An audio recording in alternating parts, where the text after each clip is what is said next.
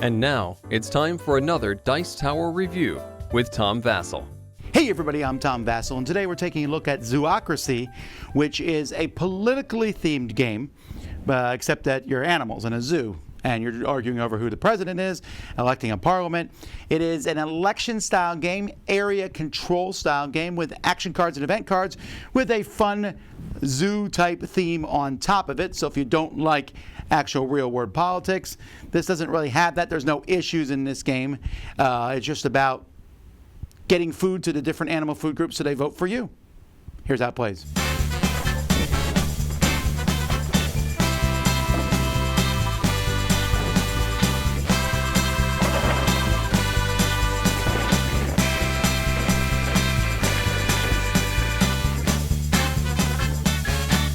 In this game, each person's going to have a different political party, and you'll take the color and the shield that matches that political party, the peace pigeons, or I don't know actually what the political parties stand for. Your goal is to get all the way down on this track here to accomplish your political objectives, or to be the farthest on that track when, at the end of a round, we draw an event card that shows that the game is over. So an event card is going to be drawn at the end of each round. You're going to be going through rounds here, and the game is going to end by the 8th round for sure. And in each round, different things will happen. So the round marker is going to move here. There will be different elections, but these will sometimes move more than one space. So there might not be a presidential election every round, for example. And the way this works is that at the beginning, you will have a presidential election, and to do so, players will all bid a certain amount of food. You're going to start with different amounts of food based on the number of players. You bid, you reveal, whoever bids the most is going to get the president card. Getting the president card lets you immediately get an objective there, and you also flip it over and you'll get to use the president's special ability, which is to draw an action card that you can use.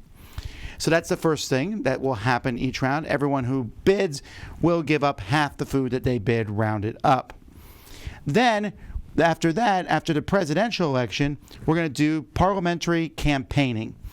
And so in this, players are going to be taking turns placing food on different spots on the board. Now, one of the interesting things is you're trying to get the most votes here in Parliament, and each area is going to give votes to first and second place. So see, first gets 3, second's going to get 1, 5 and 2, 5 and 1. Some spots like this only have 2. When you put the food there, and there's only a certain amount of food you can put out each turn. So for example, a 5-player game, you can only put out 5. You can only put out at most 3 in an area, but you can never put out the same number somebody else has. So if I'm orange and I want to go to this area here, I would have to either bid 1 or I'd have to bid 3, and then the next person could bid 1, I guess, although that doesn't make sense. I'll be able to add more maybe on a future turn before the actual next parliamentary campaign happens, but you can only put out 3 on a turn. And there are a lot of action cards and other things that will change what can be done in the different areas on the board. After that's been done, players will be keeping track of how many votes they got from the different spots. And that's going to help you as you get food for the next term. But then a government's going to have to be formed. There are 3 different offices. Each of these offices gives players different abilities: the Prime Minister, the Finance Minister, and the Defense Minister. The Prime Minister can let you put 2 extra food tokens out. The Finance Minister gets to put out a manipulation token on one of the species. Defense Minister can block one of the spots on the board. And so what you're going to do is each player is going to, or one player is going to propose a coalition. And a coalition needs to have at least half the votes total. And you will, use this marker here to keep track of what that number might be. And you're going to split, you're going to make some sort of agreement saying, okay, Bob, it's you and me, and I'm going to give you 2 of these offices, I'll keep 1, and then I'm going to get one of my political objectives this turn, and you'll get one of yours next turn. You can split it up any way you want. All players are going to vote on it, yes or no, and if your total number of votes that you have are going to be equal to what you have here. And then if it passes, you distribute the offices and do the political objectives. Otherwise, we go again with the next player until one of these will go through. The player with the most votes who did not vote for the coalition, is then going to be the leader of the opposition, which gives them an extra card that they'll be able to, they'll be able to use the power on that card. After that, we draw an event. This is the game is over. That's probably not going to happen on turn 1, but you'll turn over the event. So, hey, this will happen, and each event's going to be different. So in this case here, for each party that you have, you'll take 3. So if I'm the opposition party, I'm going to get 3 extra food to use on the next turn. That's it. Like I said, you're just trying to get political objectives. The main way to get those is by being the president and by forming a coalition and getting the different political objectives up here. You'll put your tokens here as you claim those. And then there are action cards, because each round players will be getting action cards. And there are action cards that will give you them. So like, for example, this one gives me a political objective if I control the president. So sometimes you want to control a specific person because there's a political objective. If I control the finance minister here, I will get a political objective. The components for the game are okay. These are wooden tokens with stickers on. The stickers are the tiniest bit bigger than the wooden tokens. I always find that to be problematic. The art is fantastic. I'm a big fan of how it looks. I get why they used animals, because politics with human beings, people are going to draw a parallel to real world politics. Doesn't matter how much you make them look different. So having animals is here. It doesn't really make sense thematically. Like, if this is a democracy, why are all the animals still in the same thing? Why are the lions not eating the zebras? But I don't think too hard about that sort of thing. These tokens being food is okay, but they're not that great component quality. And the board is probably a little smaller than it needs to be, but not that big of a deal. Everything is language independent, but because of that, then everyone gets these giant sheets here. This shows you how all the different things happen, and like, presidential elections every second round, campaigning's every round, parliamentary elections every second round, formation of government happens after parliamentary, and blah, blah, blah. And then here's what the different offices do, and then this tells you what all the action cards does. And on the other side's German.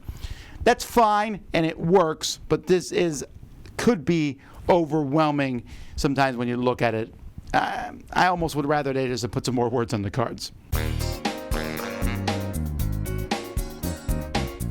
So at the end of the day, Zoocracy's an okay game that staggers a bit under the weight of it being slightly obtuse.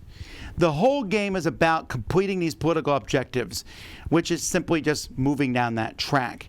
And the way you do so is by winning the presidential bid, by bidding food tokens, and then by placing them out in an area control game. But the fact that the election only happens every 2 turns, and you're moving 3 different markers on the track, and then there's different tokens, and then before we place anything on the board, does the finance minister want to do anything? Does the defense minister want to do anything? And it feels like there's almost too many moving parts for a game that at the end of the day doesn't feel like it deserves that many moving parts. It doesn't feel that interesting. That first blind bid auction, for example, everyone blind bids.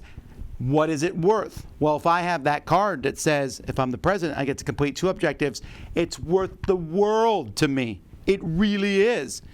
And so I'm going to bid as much as possible, but no one else really knows that. And you could say, well, then I can hold back my bidding. And the bidding itself is a little weird because you give up half your food tokens.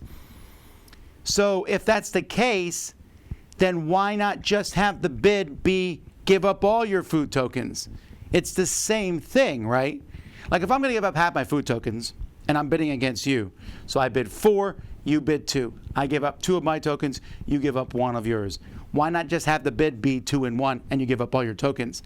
That sort of thing that's weird to me. You say, well, then you could bid odd numbers, but you still give up half your tokens rounded up, so I'll never bid 3. If I'm going to give up 2 tokens, I might as well bid 4.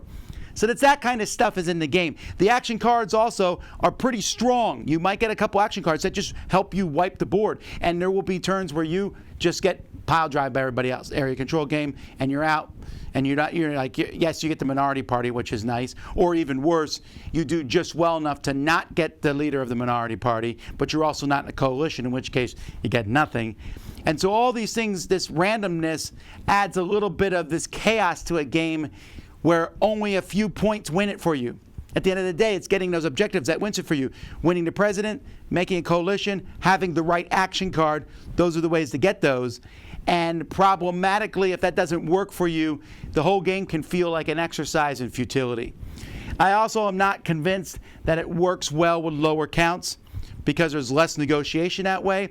But with the higher counts, it kind of bogs down a bit in what I consider to be unnecessary negotiation, making these political parties and yes, no, vote, blah, blah, blah.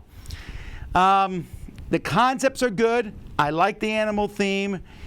It's just that at the end of the day, I'm not convinced that the game is strong enough to carry through that.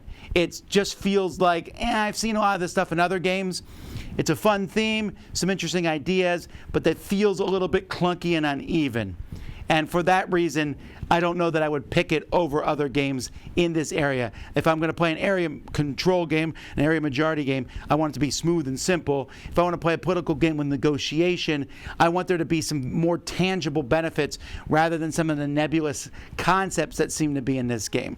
So that's Zoocracy. I'm Tom Vasel. We'll see you next time. Dice Tower Judgment, it's okay, just a little convoluted.